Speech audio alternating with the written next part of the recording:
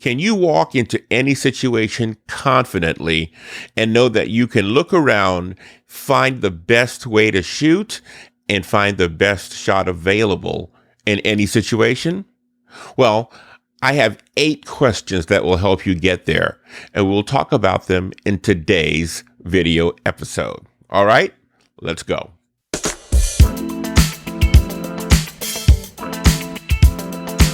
Hi, I'm Lynn Morton from ShutterBugLife.com, and today we're going to talk about 8 questions that can help you get great photos in just about any situation. One of the things I've learned in working as a professional photographer is that you often get thrown into situations that you can't anticipate or you can't prepare for, and it's often the worst possible situation. And so you have to be able to go in and create under less than ideal conditions. And it's not something that can come intuitively to a lot of us. I remember when I was teaching photography, and one of my students who's there, I was watching him as he was looking out at a scene that he was getting ready to photograph. And I could tell as he hesitated that he didn't trust himself. And that's the worst thing. He didn't trust himself. And so he looked at it for a while, and then he looked back at me and he just motioned for me to come over. He goes, "How would you shoot this?" And I said, "It doesn't matter how I would shoot it. How do you shoot it? The photograph is about what you see and what you want to interpret or say about it." And so I said, "Here, let's walk through some questions to help you think about how to shoot it." And that's what we'll talk about today. 8 questions, and it takes you from start to finish, and it helps you think about all of the real important questions you have to answer to get a good photograph. I often say the answer is in the questions, and so here are the questions. Question number 1. What's your light source? You know that this is probably one of the more important things because photography is, of course, painting with light. And so you always want to know what your light is and where it's coming from. So I walk in, I look to see if I'm outside, where's the sun? Or where are any other lights coming from? If I'm in a room, what kind of lights do I have? Where are they? What kind of temperature are they? So what's the light source? Is it going to be, and if you're shooting with your own lights, that's again another consideration as well. So the first thing you want to know is what's your light source, because you'll make a lot of decisions based on where that light is and what kind of light it is. So often you're looking for what kind of light, the intensity of the light, and the direction of the light. And these 3 things will help you make some better decisions. And now the second thing I'd want to know is how much light do I have available? And so you look around, you can always sort of tell if you are shooting in a situation where you've got plenty of light and you don't have to worry about boosting an ISO, or if you are shooting in such low light that you might need some artificial light. So how much light do you have available? Now, these days you use this to help you decide what ISO you'll use for your camera. If you're going digitally, you get to adjust the ISO with each photograph. And if you're not going in automatic, you'll want to take control of that yourself. Now, on a bright sunny day, generally speaking, we're looking at ISO 100 or 200. On a cloudy day, we're looking at ISO 400 to 800. If it's getting to be dark or twilight, 800 to 1600. And if it's getting really dark, 32 to 6400. And, these days, the ISO performance on these cameras is so good that you might be able to, with 6400, to still get a decent quality image. But you are just thinking about how high you'll have to raise your ISO. Now, a good rule of thumb is you raise it high enough so that your shutter speed is going to be at least your focal focal length of the camera, meaning if you're shooting through a 50 millimeter lens, you're raising your ISO so that when you're shooting, your shutter speed can at least be 1/50th seconds. So that's really the reason you're raising the ISO, is to get the shutter speed up so fast that you don't get any camera shake. So that's the second question you need to ask yourself. First is, what's your light source? Two is, how much light do you have available? The third question you'll ask yourself is, this is a picture of a what? And the what is fill in the blank. What is the one thing in front of you that you want to make this photograph about? And it's important that you choose one thing in front of you that you decide that this photograph will be about, because very often our photographs are less than interesting because we haven't made that decision. Often when someone will bring me a photo, they're photographing and say, I don't think I like this. What's wrong with it? And I'll go, what's your subject? And then there's an awkward pause that follows because you didn't take the time to go, what's the one thing? Or I'll get, it's this and it's that. No, it can't be this and that. It's one thing. It's a singular decision. What's the one thing in that frame that you want to be most important for your viewer to see, and build everything else around it? So that's your third question. So now the fourth question is it obvious? You might know that this is what this is a picture of, but do I, without the benefit of a conversation with you, just looking at your photograph, will I know that that's the most important thing? Because now it's your job to not only know that this is most important, but to make it obvious to me.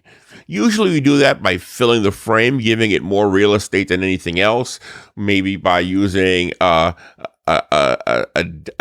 depth of field, a shallow depth of field, so that you separate it from the background by making the background more blurry than the subject is, or just by using other things in the frame to lead your eye to it. But you've got to do something to let me know that this is what this picture is about, and make it unmistakable to me. The fifth question you ask yourself is, are there any distractions? So you look at the four corners of the frame, behind your subject, around your subject, and if there's anything there that leads my eye away from it, you got to get rid of it. So any distractions in the frame. Now, it might be a busy background, and that will kill a photograph more than anything else. And you might need to do something like go low and shoot over it, or go high and shoot down past it, or just change where you're standing, moving left or right, so that you can get that clutter out of the background. But you cannot have anything in the background that will be distracting, because it will just hamper the effectiveness of your photograph. Okay? So now that takes care of a lot of the composition questions. The sixth question is my subject moving? Now this helps you get to the shooting mode that you're going to use. Is my subject moving? And the way you use this is, if the answer is yes, my subject is moving, then in most cases, you're looking at the shutter speed as the tool you'll use creatively in this photograph. Because shutter speed helps you show motion or movement. So you'll use a fast shutter speed to freeze action, or a slow shutter speed to show motion and movement in blurs or streaks, right? So is my subject moving? If it's yes, you're looking at your shutter speed priority, or if you're in manual mode, you're starting to use the shutter speed first as your creative alternative. Now, if the answer is no, my subject isn't moving, then you don't really care as much about shutter speed, because, of course, it shows motion or movement and your subject isn't moving. So you're looking at aperture now, your f-stop, as a way to perhaps show depth of field. And so you might use a lower number which is a wider opening to show a shallow depth of field and separate your subject from the background. Or you might use a larger number or a smaller opening, which puts everything in focus, and that lets you see everything from front to back sharply in focus. Here's a rule of thumb. At f2, 2 people are in focus. If you line them up, at f22, 22 people are in focus. Okay? That's just an easy way to think about it. At f2, 2 people are in focus. If you have to line them up like a straight line, and f22, 22 people will be in focus. Okay, so that question then is my subject moving? If the answer is no, you're looking at your aperture or your f-stop as the tool you'll use creatively for this photograph. So that's question number 6. Question number 7, what's the story? Like, what are you trying to say with this photograph? Because if one of the questions is, this is a picture of a what?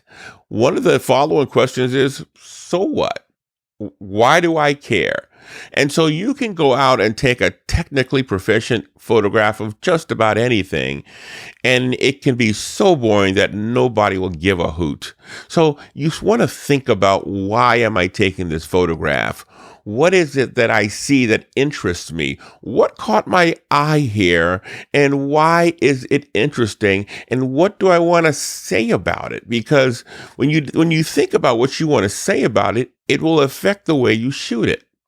So if you are photographing a person and you want to show that they're a powerful captain of industry, you can shoot low, looking up at them, and gives it that big Superman effect. Or if you want to do the opposite, you can shoot down and have them looking up at you. And you'll have the opposite effect.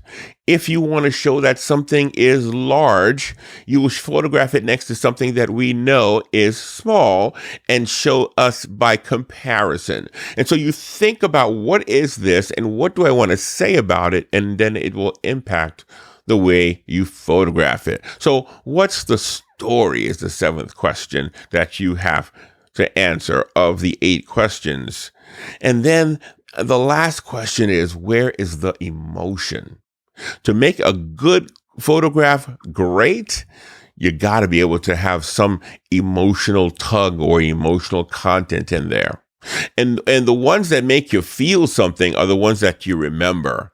The ones that you see, you look at it, you feel happy, you feel sad, you feel afraid, you feel angry.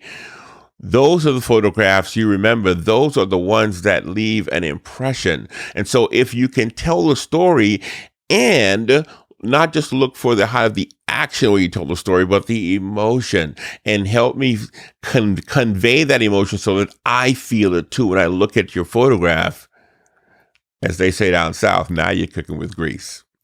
Those 8 questions, all right then. Those 8 questions get you from start to finish. What's your light source? How much light do you have available? This is a picture of a what? Is it obvious? Or are there any distractions? Is my subject moving? What's the story? And then where's the emotion? If you can work through these 8 questions the next time you are looking at a scene and trying to decide what to photograph or how to photograph it, these questions, if you can answer them, will lead you down the pathway to a much better, much stronger photograph. All right? So try it. Let me know down in the comments what you think and how that worked for you. All right? 8 questions for better photographs. Go do it. Thank you so much for hanging out with me for another episode. Look forward to talking to you again next Thursday. Have fun shooting and go out and create something uniquely you. Take care.